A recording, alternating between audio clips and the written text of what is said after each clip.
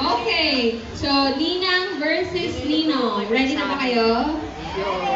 Maganda yung price natin. Kotse ni Dylan.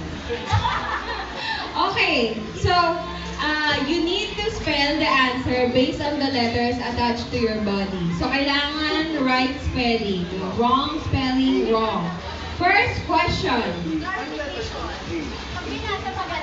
Yes, left to right. Hindi tayo Korean or Japanese.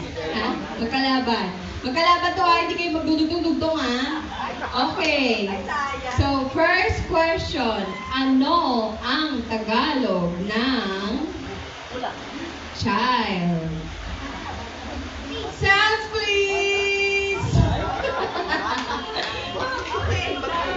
Okay, wala na. Okay pa kayo dyan, no? 1-0, bata. Child. Spell, mag-usap kayo dyan.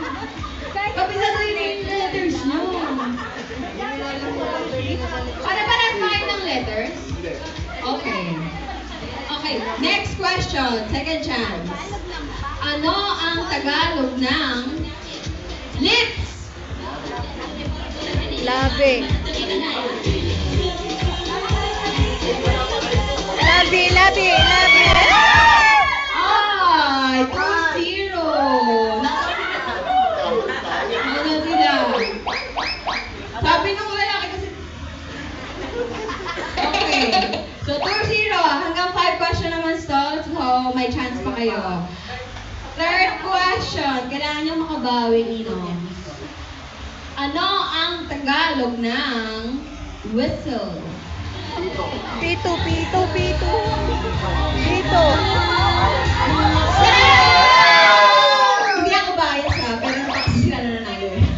Okay, 2-1.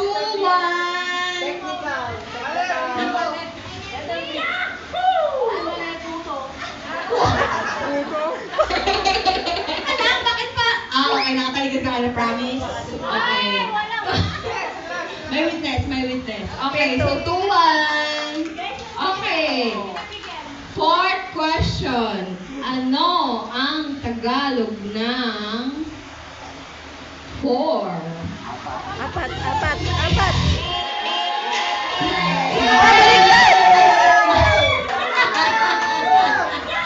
Muntik na kasi naging abat. Okay. Competitive ang Ninong. So, 2 and 2. Competitive ang mga best friends since birth. Okay. Last question. Ay, naku, yung letters. Naku, may nagsasabotage. May nagsasabotage.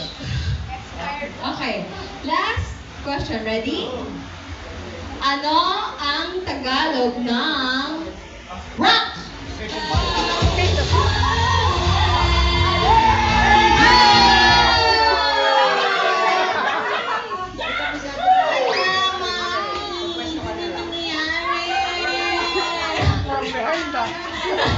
Kaya nga, ang ganda ng Wheel Street na eh.